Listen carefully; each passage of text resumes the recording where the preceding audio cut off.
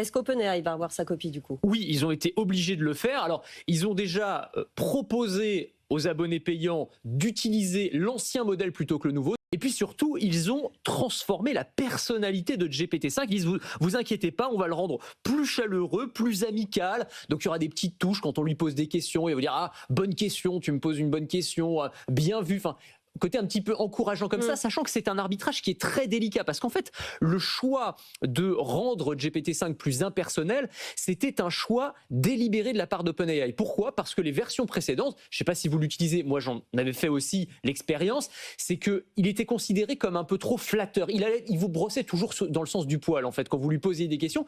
Et ça, c'est un petit peu problématique. C'est une pente, en tout cas, très dangereuse en termes de santé mentale et de dépendance émotionnelle, d'avoir une IA qui va toujours dire oui à tout, même quand vous lui posez des questions un petit peu tendancieuses, qu'elle soit une sorte de yes man d'une certaine manière. GPT, c'est pas votre pote, c'est ça qu'il voulait dire en fait. Exactement ça, c'est vraiment ça, parce qu'il y a des gens qui maintenant considèrent l'IA non plus seulement comme un outil, mais comme une sorte de confident, comme une béquille émotionnelle. Ils voulaient un petit peu remédier à ce problème-là, mais en fait, c'est ce que les gens veulent d'une certaine manière.